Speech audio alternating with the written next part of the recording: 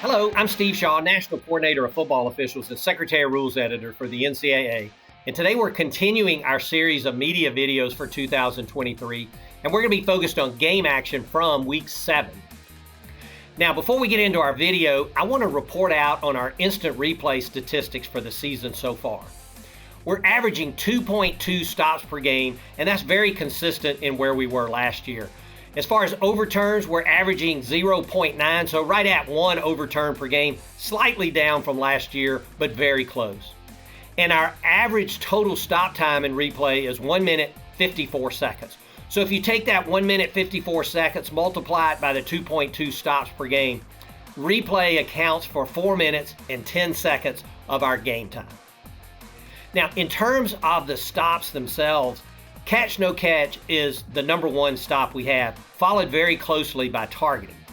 And if you take those two categories of instant replay stops, that accounts for 48% of all of the replay stops we have.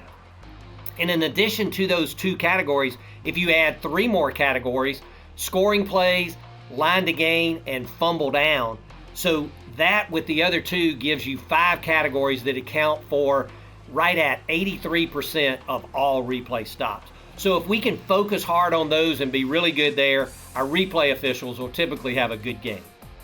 So with that, let's get on into our video plays.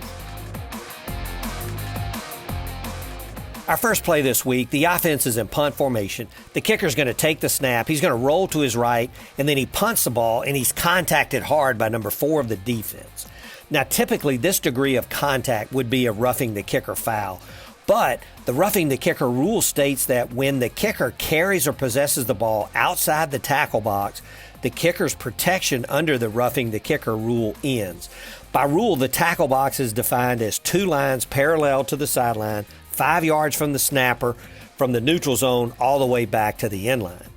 And from an officiating standards perspective, we use the normal tackle as our guide, but we see that in this formation, the kicking team has very wide, exaggerated splits. And if we don't have a tackle in their normal position, then we revert back to the 5-yard guideline either side of the snapper. And so as we see the kicker rolls right, it's clear he leaves the tackle box before the contact. So this is a legal play by number 4 of the defense and not a foul for roughing the kicker.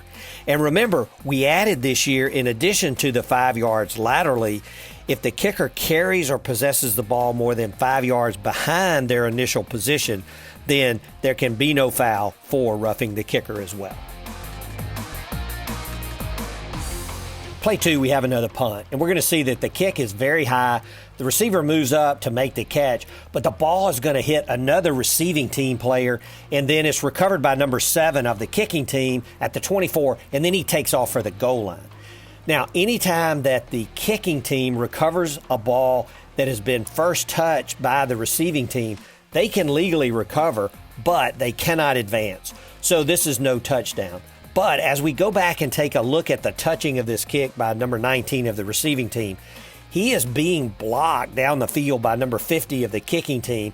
And by rule, if a player is blocked by an opponent into a scrimmage kick beyond the neutral zone, that is considered forced touching, and the player is deemed not to have touched the kick. So the touching here by number 19 of the receiving team is ignored, and since the receiving team didn't touch the ball, the punt is simply downed at the 24 by number 7 of the kicking team, and the ball will belong to the receiving team at that point. Play 3, we've got one more punt play we're going to look at this week. And we see that the receiver gives a fair catch signal, and then he's going to muff the ball. The kicking team player, number 22, recovers, and then he advances toward the goal line. But we know that he can recover, but he cannot advance. Now we're going to get 2 flags down on this play, one from our back judge, one from the side judge, for kick-catching interference. By rule, what does it take to get kick-catching interference? Now, if the receiver gives a fair catch signal or not, the kicking team player must give the receiver an unimpeded opportunity to catch the kick. And that's further defined by rule as it's interference if before the receiver touches the ball, a kicking team player enters the area 1 yard directly in front of the receiver. There's no longer a halo, but it's directly in front, just shoulder width of the receiver. And we're going to see that the kicking team player here, he gets within 1 yard of the receiver, and maybe there's some slight contact of the knees. But kick-catch interference is different from pass interference, as pass interference requires physical contact, but kick-catch interference doesn't necessarily require contact, just impeding the receiver by being in the 1 yard area directly in front of that receiver. This is a correct call for kick-catch interference. Play 4 is going to be a 2-play vignette concerning horse collar tackles. Now, our first play, we see the offense. They're going to give to the H-back coming around. He runs toward the boundary, and he's tackled by number 33 of the defense. And as we look at the replay, there's no question that the defender gets his hand inside the back collar of the runner's jersey.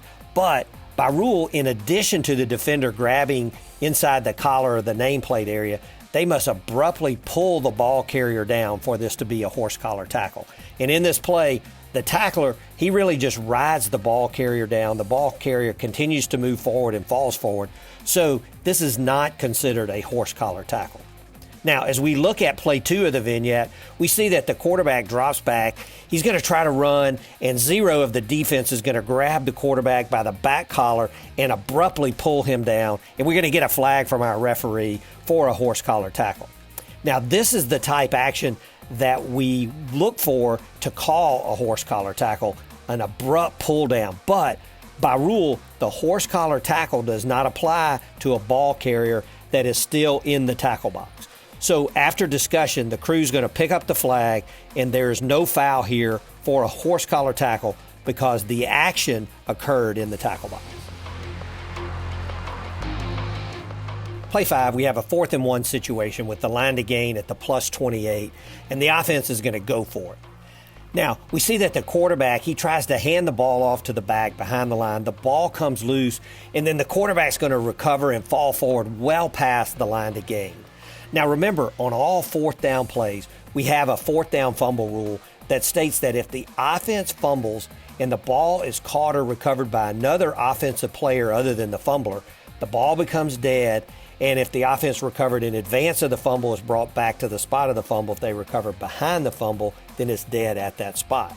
And the intent of this rule is not to allow the offense to intentionally fumble when they're going to be short of the line to gain on a 4th down. Now here, the ball comes loose in the mesh point with the quarterback and the back. And anytime we have a fumble like this at the mesh point, we attribute the fumble to the player handing the ball off. So the quarterback recovers his own fumble here on 4th down. That's legal. That's a legal play that results in a 1st down for the offense. Our last play this week, we're going to look at a potential targeting play. We're going to see the offense, they throw a short pass across the middle. Receiver 0, he takes a big hit from number 31 of the defense, and we get a call from our back judge for targeting. Now, 0 is shaking his head after the play, trying to clear away the hit. But as we go back and take a look at the play, we see number 31, he's going to come in, he lowers the head, leads with the helmet, and makes forcible contact to the receiver with the crown of his helmet. And replay can easily confirm an indicator of targeting and a crown of the helmet hit here, so they're going to confirm the call on the field. But as we continue to look at this play, we see that the receiver would still be considered defenseless. Even though he turns and begins to transition to a potential runner, he can't defend himself. He's still defenseless, and the rule book even states, when in question, we consider the player defenseless. And if the player was defenseless here, this could be targeting a defenseless player as the crown hit went forcibly into the receiver's head and neck area. So this is a correct call for targeting, and number 31 is disqualified. Well, that's it for our plays this week, and we appreciate your time invested in watching this video. And we had a number of rules components this week that we hope were helpful. So thank you for the continued feedback, and best of luck to all this week.